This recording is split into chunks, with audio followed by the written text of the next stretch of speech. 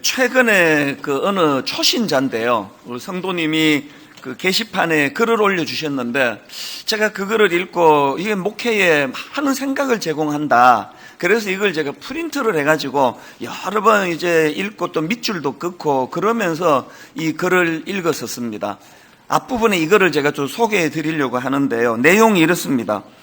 저는 천주교 신자였지만 교회에 다니는 남편을 만나 교회에서 결혼을 하고 권사님, 장로님이신 시부모님 의견을 따라 개종도 하고 교회에서 결혼도 하였습니다.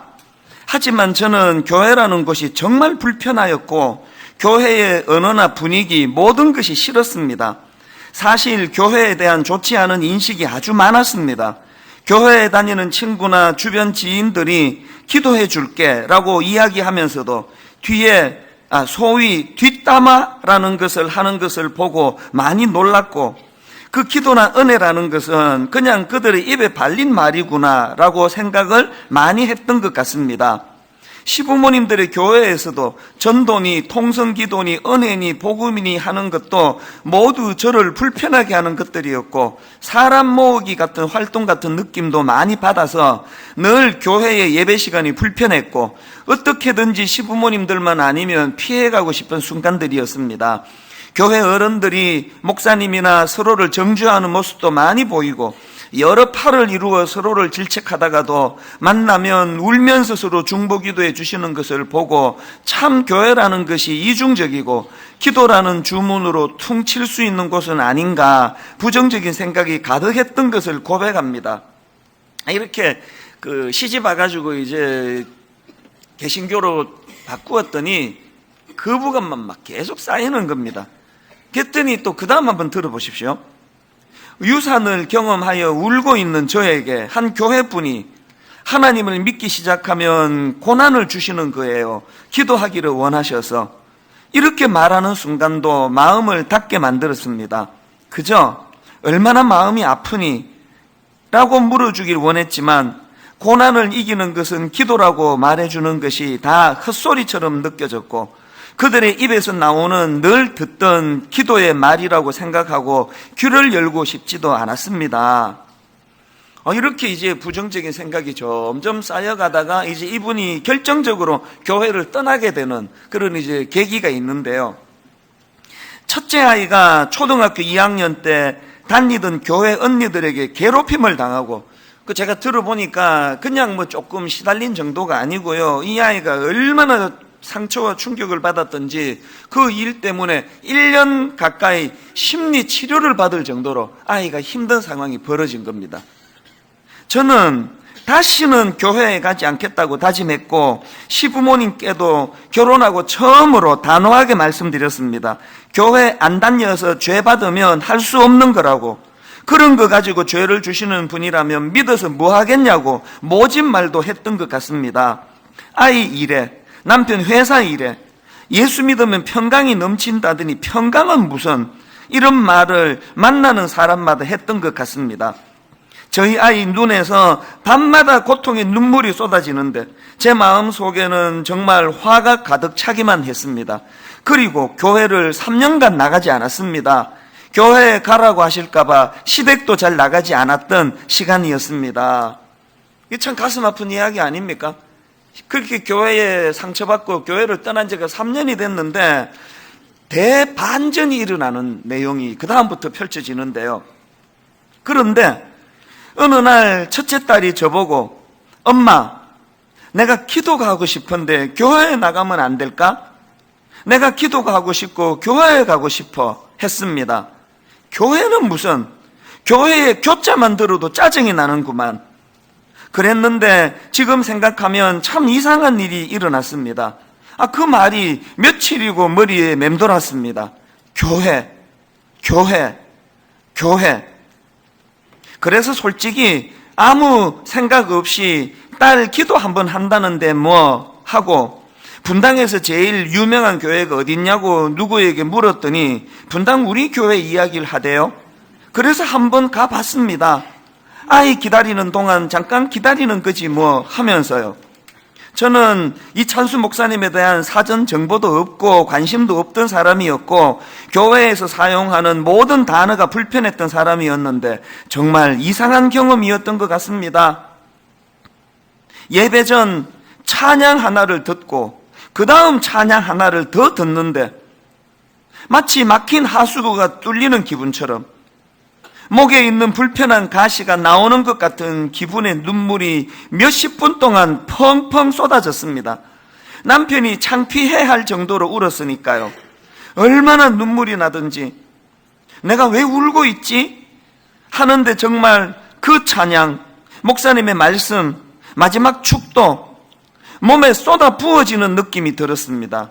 얼마나 울었는지 모르겠습니다. 그날로부터 이제 1년이 되어 가네요. 전에 부정적으로 여겼던 기도해 줄게라고 했던 교회 다니던 친구들의 마음이 지금 내가 저 사람을 위해서 기도해 주고 싶은 것과 같은 마음이었던 것은 아닐까, 이런 생각이 드는 요즘입니다.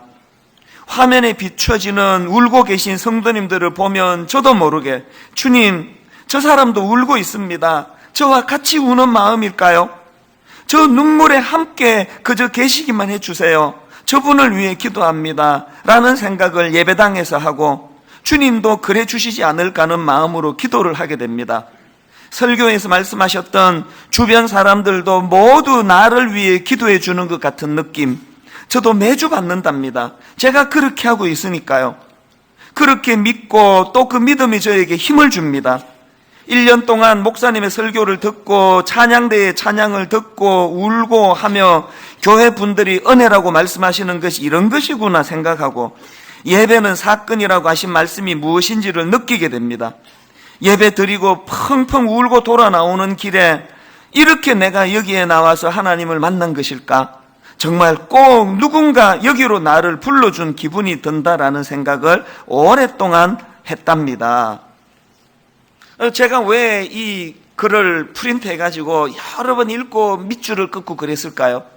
여러분, 우리가 익숙해서 하는 한마디 하나, 우리는 익숙해서 뭐 사람이 다 그러지 뭐 그러면서 뒷담화하는 그 하나에도 한 영혼이 실족해서 교회를 떠날 수도 있다는 거, 이게 저에게 무겁게 들렸기 때문이에요. 너무 쉽게 우리가 기도해 드리겠습니다. 그 유산한 자매에게 하나님이 고난도 주시는 거예요. 우리는 쉽게 던지는 그 말이지만 그 한마디에도 상처를 받을 수 있다는 거, 그러니까 이런 것들이 저에게 참 많은 생각을 하게 해주었기 때문입니다. 그래서 제가 이걸 프린트해가지고 여러 번 반복해서 읽었는데, 여러분, 제가 그렇게 읽으면서 내린 결론이 뭔지 아십니까? 교회는 결국 영적인 공동체라는 겁니다. 교회는 결국 하나님이 일하셔야 상처도 치유를 받고 회복도 일어나고. 한번 생각해 보세요.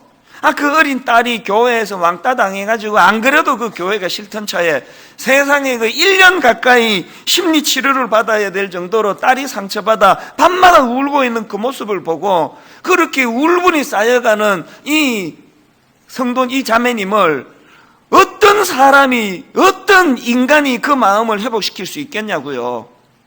그랬는데 여러분, 단번에 그 목에 가시가 나오는 것 같은, 또 막힌 하수구가 뻥 뚫린 것 같은, 그래서 몇십 분을 이 자리에 앉아 눈물을 흘리면서 그 지난 상처가 치유가 되게 하는 이 일을 도대체 누가, 어느 인간이 할 수 있겠냐는 거예요. 하나님이 하시는 거거든요. 하나님이 한 번 그 자매 마음을 어루만져 주시니까 그 3년 동안 마음에 쌓여있던 그 뻥 뚫려지는 치유가 일어날 수 있다면 교회는 영적인 공동체여야 된다는 겁니다. 그래서 저는 창립 15주년을 맞은 오늘 우리 모두가 외쳐야 될 구호가 있다면 다시 예수 그리스도, 다시 예수 그리스도. 사도행전 3장에 나오는 성전 미문에서 구걸하는 그 장애인을 상상해 보셨습니까?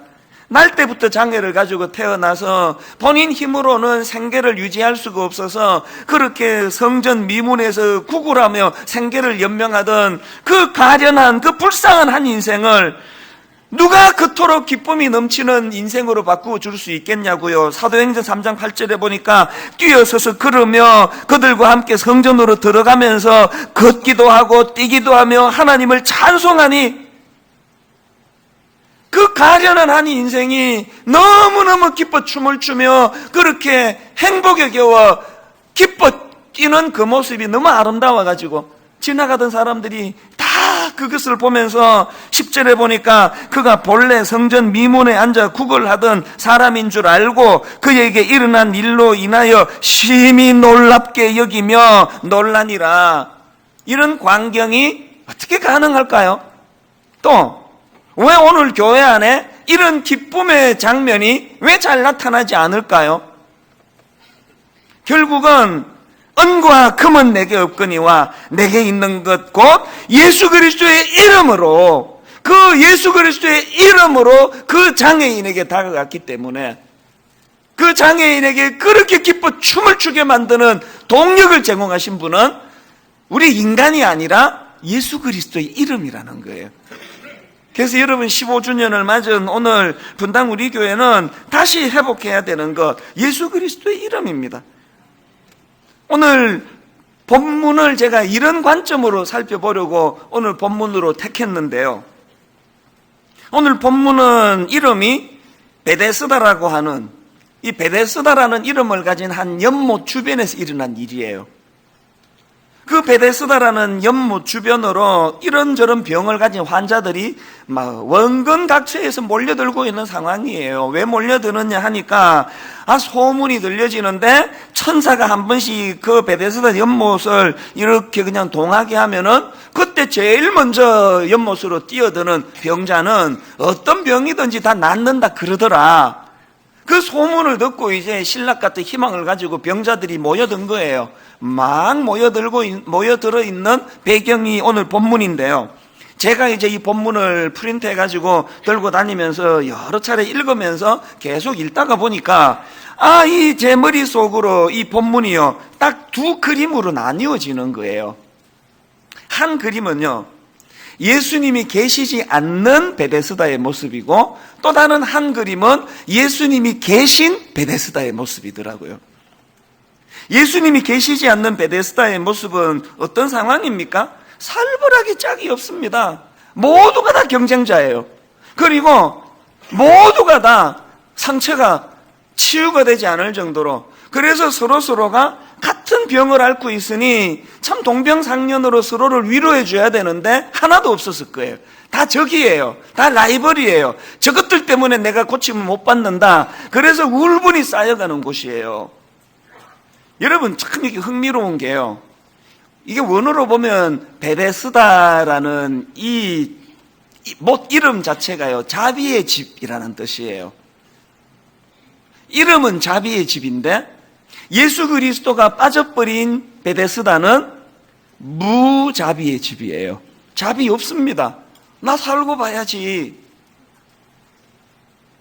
오늘 본문을 제가 가만히 들여다보다가요, 그 당시 그 예수님이 안 계신 베데스다 주변의 분위기가 어떠한가를 감지할 수 있는 구절 하나를 발견했는데 5절 6절 한번 보시겠습니까? 거기 38해 된 병자가 있더라. 예수께서 그 누운 것을 보시고 병이 벌써 오래된 줄 아시고 이르시되 내가 낫고자 하느냐? 그랬더니 이렇게 반응합니다. 7절.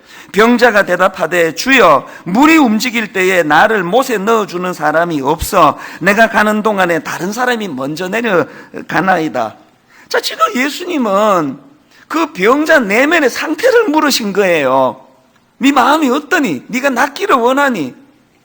그랬더니 그 병자가 자기 내면의 상황을 설명하는 게 아니라 내가 낫기를 원하면 무슨 소용입니까? 아무도 나를 도와주는 사람이 없는데 튀어나오는 게 울분이에요. 이 병자의 대답 속에 지금 그 베데스다 목가가 얼마나 경쟁심에 찌든, 그리고 그 경쟁에서 낙오된 사람들의 상처, 이것이 묻어나는 이야기입니까? 이게 예수님 계시지 않는 베데스다 목가의 풍경이에요. 여러분, 오늘 교회, 예수님이 역사하시지 않는 교회는요, 딱 이 모습이에요. 교회가 살벌하게 짝이 없고 병원에 육신적인 연약함을 가진 분들이 고침받으러 가시듯이 교회는 영적으로 정신적으로 이런저런 아픔과 상처를 가지고 오신 분들이 모여있다 보니까 그분들이 치유가 잘 안 되면은 교회만큼 복잡한 데가 없습니다. 세상에 그냥 양상이 복잡해요. 그래서 막 상처를 주고받고, 교회가 또 참 희한한 공동체인게요. 교회는요, 상처 주는 사람은 하나도 없어요. 상처 받는 사람밖에 없습니다. 이 중에 여러분 누구에게 교회에서 상처 본 적 있으면 손 들어보세요. 아무도 없어요. 교회는. 놀랍습니다. 이 중에서 교회에서 사람들한테 상처받아 본 적 있는 사람 손 들어 그러면 다 드실 거예요. 다. 이 교회란 데가 참 희한한 데 아닙니까? 여러분, 베데스다가 이름은 자비의 집인데 예수님 계시지 않으면 무자비의 집, 경쟁의 도가니, 경쟁에서 낙오된 사람들의 상처를 양산하는 곳, 그렇게 되는 것처럼 교회가 그래요. 뭐 얼마나 교회에서 상처를 많이 받는지 몰라요. 아까 그 편지 읽어드렸던 자매님 보세요. 그렇기 때문에 여러분, 이제 창립 15주년을 맞은 오늘 예수님이 계시지 않는 베데스다가 무자비의 집이었지만 거기에 예수님이 나타나셨을 때 대반전이 일어난 것처럼 이제 분당 우리 교회 15주년을 맞이해서 다시 예수 그리스도. 그래서 여러분, 담임 목사가 15년 동안 교회를 이끌다 보니까 점점 그 중요한 인물이 돼가지고, 제가 너무 중요한 인물이 돼버렸다면, 사표 내라, 이런 것 말씀하지 말아주시면, 역할을 좀 줄여야 돼요. 제가 너무 중요하지 않도록, 담임 목사가 너무 중요해지지 않도록 제 역할을 좀 줄이고, 다락방을 진행하는데 그 순장님의 역할이 막 너무 강력하셨다. 그러면 순장님들이 좀 영향력을 줄이시고, 장로님들 영향력을 좀 줄이시고, 그렇게 뭐 제가 제일 많이 줄여야 될 거예요. 모든 인간들이 교회 안에서의 행사하는 영향력을 다 조금씩 줄이고, 그 대신에 다시 예수 그리스도가 높임을 받으시고, 예수 그리스도가 영향력을 행사하시고, 예수 그리스도가 계시는 베데스다를 만드는 꿈, 이게 15주년에 우리가 외쳐야 될 다시 예수 그리스도입니다. 저는 분당 우리 교회가 이름만 베데스다, 자비의 집이지 무자비한 교회가 되는 걸 원치 않기 때문에 분당 우리 교회는 예수님이 계시는 베데스다가 되기를 주님 이름으로 간절히 소원합니다. 자, 그렇다면은 예수님이 계시면은 회복되는 것, 어떤 것들이 회복될까요? 몇 가지로 제가 정리를 해봤는데요. 첫째로요, 여러분, 예수님이 계시면 회복되는 것, 첫째가 예수님의 능력이 회복됩니다. 치유의 회복이에요. 치유의 회복. 저는 오늘 본문의 결론 말씀이 너무 좋습니다. 8절 9절. 예수께서 이르시되 일어나 내 자리를 들고 걸어가라 하시니 그 사람이 곧 나아서 자리를 들고 걸어가니라. 만약에 뭐 중간에 막 예수님 위로도 해주고 등도 두드려주고 뭐 밥도 사드리고 다 했는데 그 38년 된 장애인은 여전히 절망 가운데 그 자리에 주저앉았더라. 이렇게 본문 8절 9절이 끝났다면요, 이거는 오늘 본문으로 사용하면 안 되는 말씀이에요. 뭐 중요한 거는 회복이에요. 회복. 어쨌든 간에 그 절망했던 38년 된 병자가 예수님의 능력을 경험해서 치유가 됐더라. 그래서 저는 그 마음을 가지고 뭐 15주년 뭐 우리끼리 떡 해먹고 이게 중요한 게 아니고요, 오늘도 예배 가운데 이 38년 동안 절망과 우울, 답답한 마음속에 있었던 이 38년 된 병자같이 오늘 이런저런 실패 때문에 이런저런 경쟁에 낙오하고 우리 아이들이 세상의 그 경쟁에 어릴 때부터 상처받고 마음에 그런 치유되지 않은 상처가 있었던 분들이 오늘 다시 예수 그리스도, 그분이 이 예배를 주관하심으로 말미암아 그 38년 된 병자처럼, 그리고 또 처음에 편지 읽어드렸던 그 자매님처럼 단번에 여러분 내면의 상처가 치유되는 사건이 일어나는 예배가 되기를 바랍니다. 이게 일어나지 않으면 그게 교회가 교회를 할 수 없는 거 아닙니까? 저는 이 본문을 읽으면서 마태복음 17장에 나오는 한 사건이요, 예수님이 세 제자만 데리고 변화산으로 가세요. 베드로, 야고보, 요한 이 제자를 데리고 변화산에 가셨다가 이제 내려오시는데, 제자들이 있는 곳으로 내려오시는데 예수님이 딱 맞닥뜨리는 사건이 하나 있는데, 그게 마태복음 17장 15절입니다. 주여, 내 아들을 불쌍히 여기소서. 그가 간질로 심히 고생하여 자주 불에도 넘어지며 물에도 넘어지는지라. 그 낙심한 아버지가 16절에서 내가 주의 제자들에게 데리고 왔으나 능히 고치지 못하더이다. 여러분, 이게 예수님이 부재한 제자들의 현실이에요. 여러분, 이게 예수님이 역사하지 않으시는 교회의 모습이에요. 능히 고치지 못하더이다. 그랬는데 예수님이 다시 복귀하시면서 대반전이 일어나는데요. 17절 18절 예수께서 대답하여 이르시되 믿음이 없고 패역한 세대여, 내가 얼마나 너희와 함께 있으며 얼마나 너희에게 참으리요. 그를 이리로 데려오라 하시니라. 이에 예수께서 꾸짖으시고 귀신이 나가고, 결론, 아이가 그때부터 나으니라. 이게 오늘 본문에서 곧 나아서 자리를 들고 걸어가니라 같은 상황 아닙니까? 여러분, 오늘 우리 시대야말로 우리 자녀들이 불에도 넘어지고 물에도 넘어지는 혼미한 상황 그 자체 아닙니까? 저는 목사인데도 불구하고 우리 새아이들이 자라가면은 정말 제 마음이 혼미해요. 얘들을 내가 어떻게 도와야 될지, 어떻게 지도를 해야 될지 막막하기 짝이 없습니다. 오늘 온 나라가, 온 시대가 물에도 넘어지고 불에도 넘어지고 가치관도 없고 말로도 할 수 없는 혼미한 시대이기 때문에, 여러분, 오늘 이런 시대이기 때문에 우리 모두가 다 구해야 되는 것, 하나님이 물에도 넘어지고 불에도 넘어지는 이 혼미한 우리 아들이, 우리 딸이 교회를 통해서 좀 치유가 일어나기 원합니다. 인생의 목표가 설정이 되고 이 혼란한 세상 속에도 중심을 가진 신앙인으로 자라도록 하기 위해서는 분당 우리 교회가 예수님이 계신 베데스다가 되어야 된다는 거예요. 그런가 하면 두 번째로 예수님이 계시면 회복되는 그 하나 더 있는데요. 예수님의 마음이 회복이 되는 거예요. 그게 긍휼입니다. 긍휼. 5절 6절 한번 보십시오.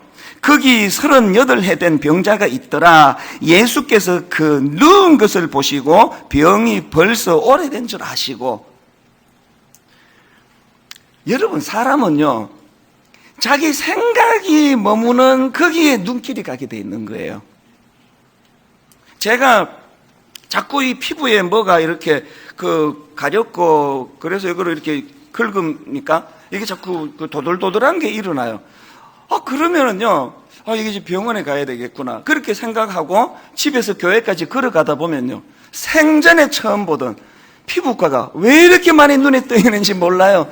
우리 동네에 피부과가 이렇게 많은지 처음 알게 되는 거예요. 왜? 관심이 가는 그곳에 눈길이 가거든요. 학자들이 말하기를 오늘 본문은 6월절이래요. 축제예요. 수많은 사람들이 쏟아져 나와가지고 서로 기쁨을 나누는데, 사람들이 바글바글 거리는데 예수님의 눈길이 38년 동안 고침을 받지 못해 병이 오래된 그 환자에게 주님의 눈길이 가신다. 이게 뭘 의미하겠습니까?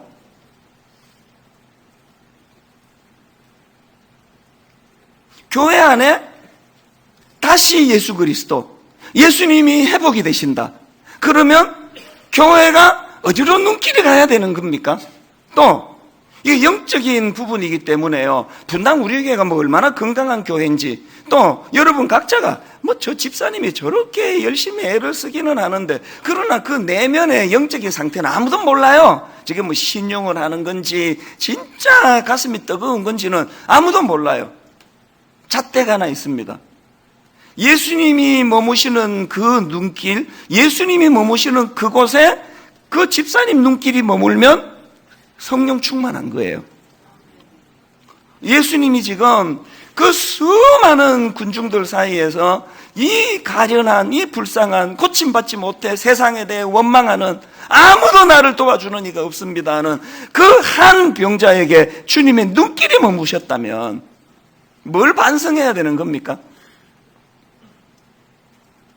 설교자로서 저는요, 가끔씩 그렇게 상처를 받아요. 지난주에도 그런 일이 있었는데요.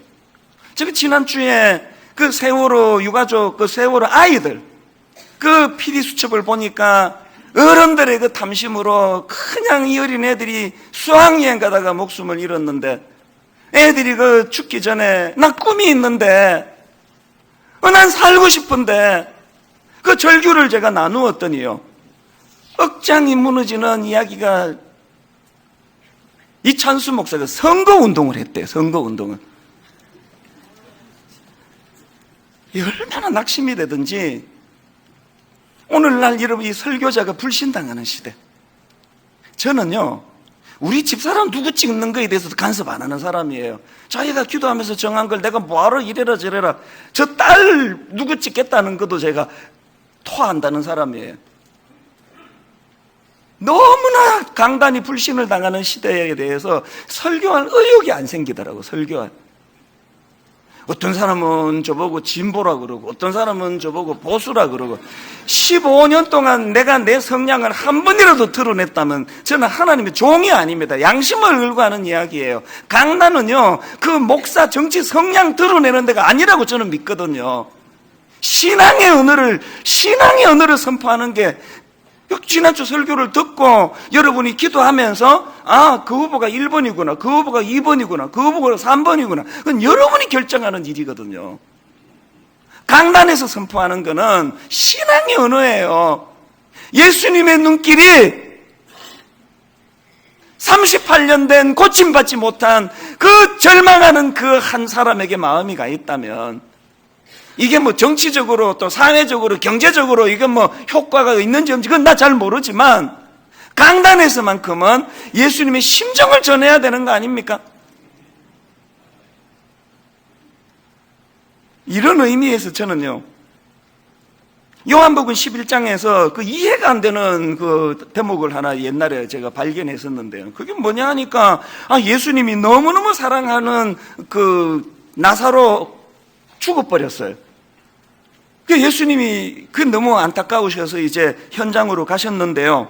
요한복음 11장 33절부터 한번 보십시오. 예수께서 그가 우는 것과 또 함께 온 유대인들이 우는 것을 보시고 심령의 비통이 여기시고 불쌍히 여기사 이르시되 그를 어디 두었느냐? 이르되 주여 와서 보옵소서 하니, 그 다음 보세요.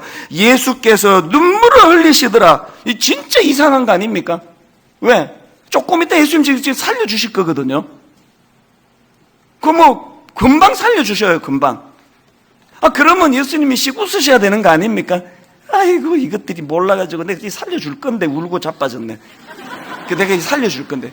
그러면 혼자 씩 웃으셔야 되는 거 아닙니까? 당신이 지금 살려주실 거면서 그 죽은 나사로를 보고 왜 우시느냐고요.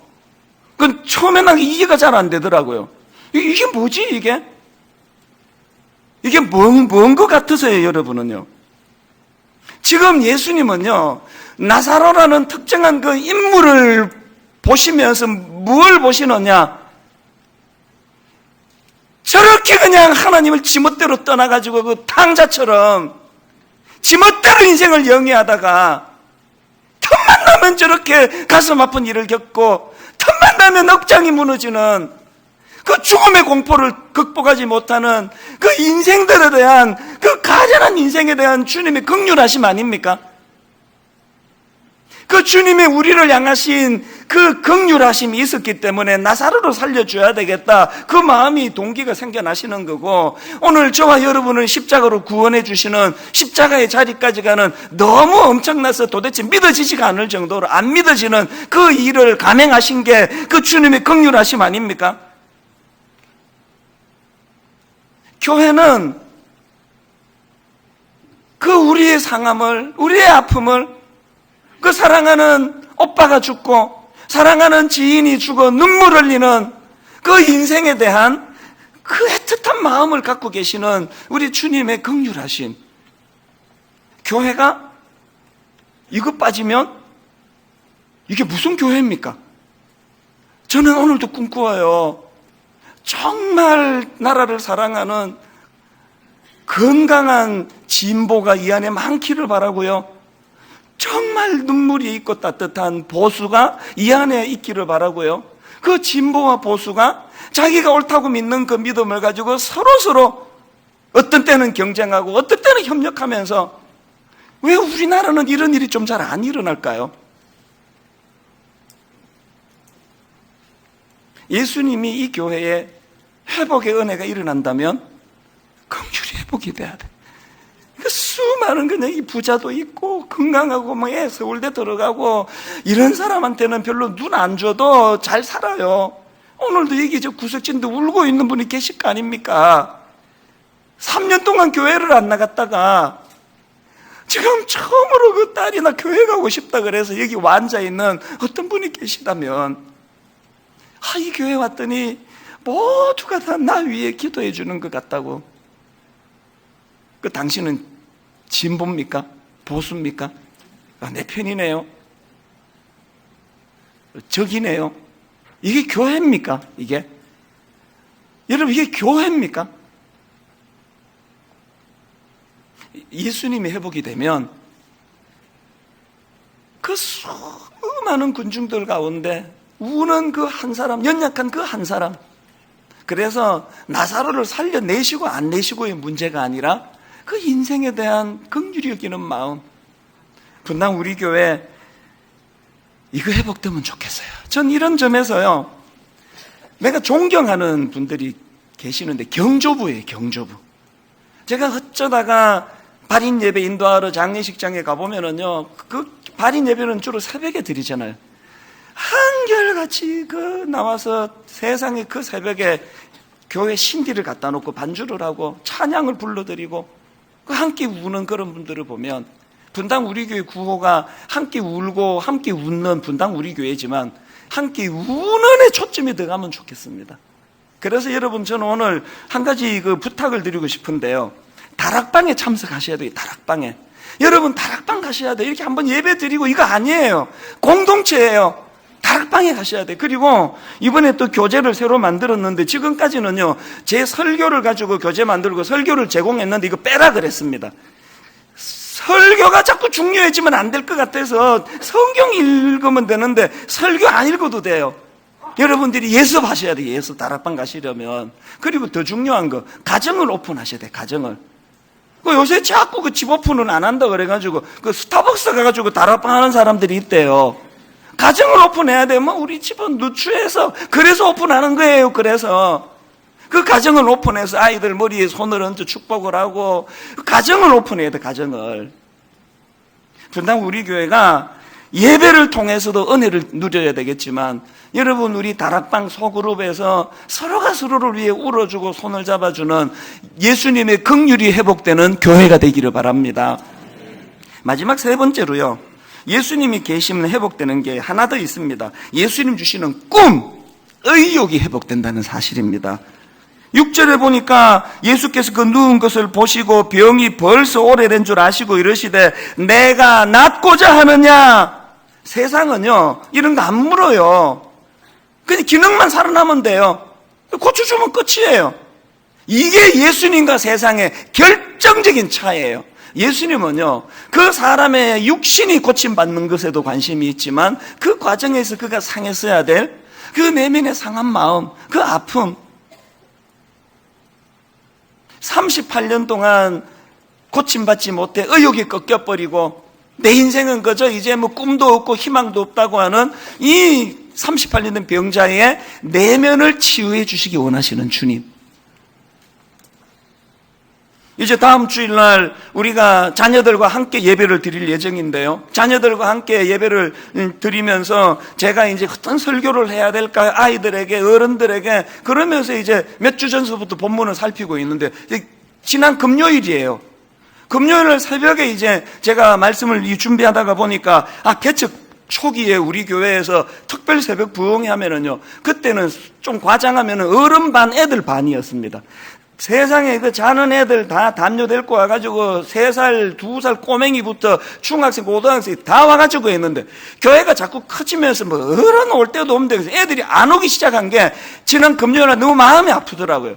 그 옛날에 우리 특세할 때 애들과 더불어서 같이 불렀던 찬양 중에 지금 우리는 마음을 합하여 진정으로 찬양할 때니 모이자 하나 되자 우리가 갈 길이라 중고등부 애들하고 불렀던 그 찬양이 너무 그리워지더라고요. 제가 그날 새벽에 검색을 했습니다. 저 찬양을 검색했더니요, 서울에 어느 교회가 나오더라고요.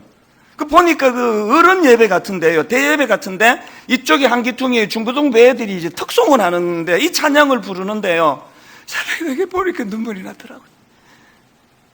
저 아이들이요,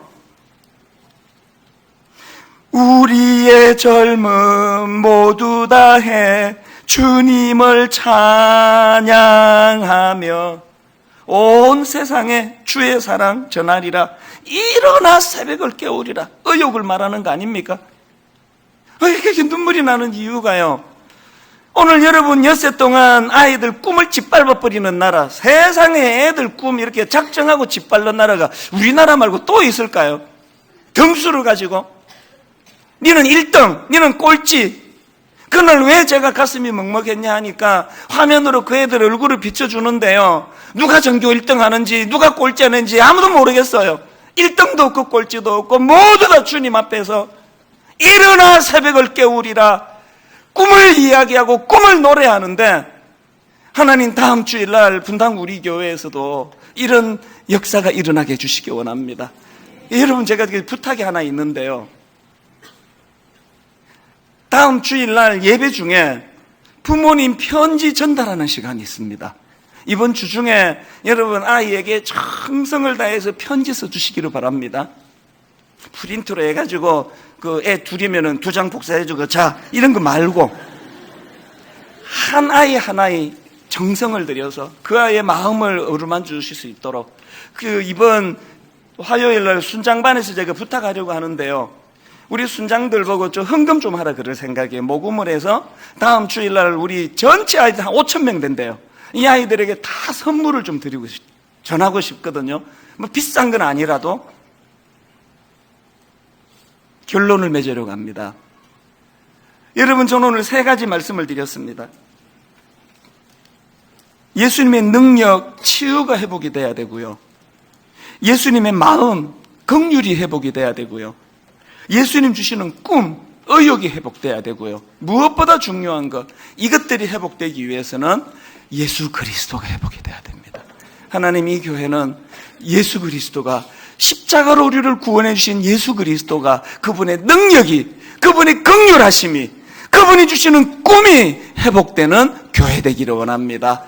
오늘 말씀을 기억하시면서 우리에게 소원이 하나 있네. 주님 다시 오실 그날까지 우리 가슴에 새긴 주의 십자가 사랑, 우리 가사를 생각하시면서 함께 이렇게 찬양하기 원합니다. 우리에겐 소원이 하나 있네. 우리에게 소원이 하나 있네. 주님 다시 오실 그날까지, 다시 오실 그날까지 우리 가슴에 새긴 주님의 십자가 사랑, 나의 교회를 사랑케 하네. 주의 교회를 향한 우리 마음, 주의 교회를 향한 우리 마음, 어떤 마음입니까? 희생과 포기와 가난과 고난, 하물며 죽음조차 우리를 막을 순 없네. 우리 교회는 이 땅의 희망.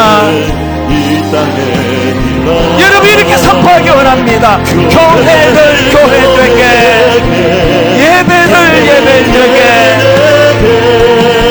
우리 사용하소서. 진정한 부흥의 날 오늘 임하도록 우리 사용하소서.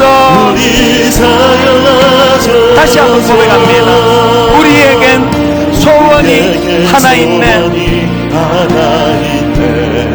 주님 다시 오실 그날까지 그날까지 우리 가슴에 새긴 우리 가슴에 주의 십자가 사랑, 주의 십자가 예수님이 일하시는 교회, 나의 교회를 사랑케 하네.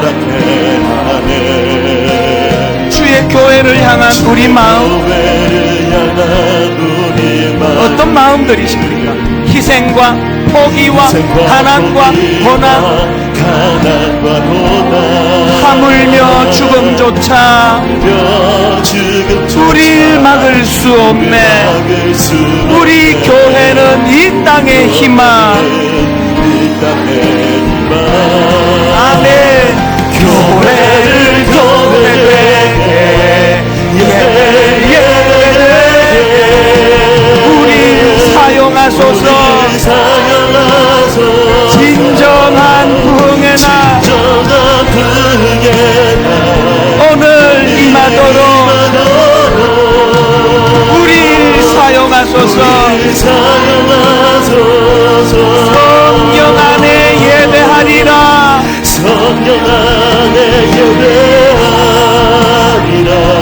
자유의 마음으로 사랑으로 사역하리라. 교회는 생명이니 교회를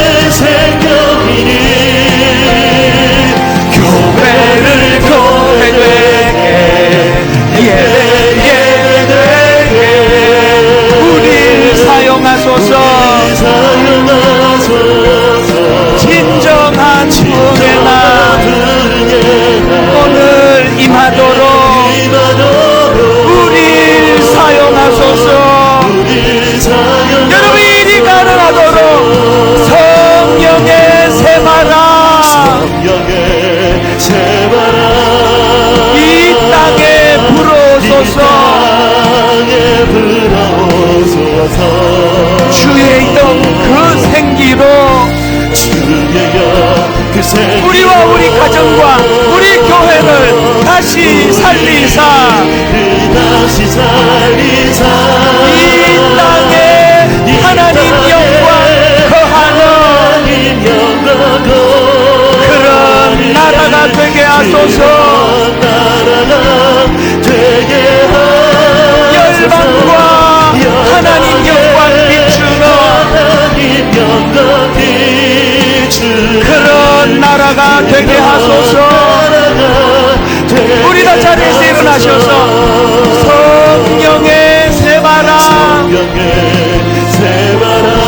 마음의 소원을 가지고 이 땅에 불어오소서.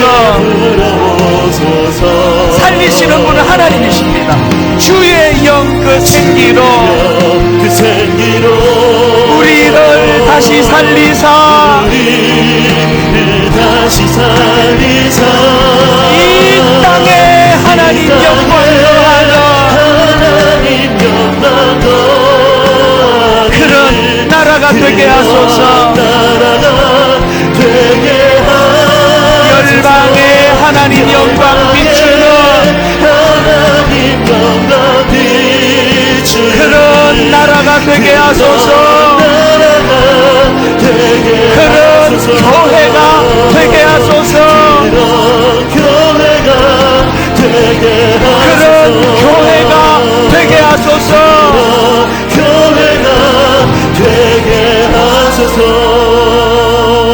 살아계신 하나님 아버지, 분당 우리 교회 15년 이제 은도 있고 금도 있고 은은 많아지고 금은 많아져 예수 그리스도의 이름이 없어도 하나도 불편하지 않은 교회가 될까봐 심히 두렵습니다.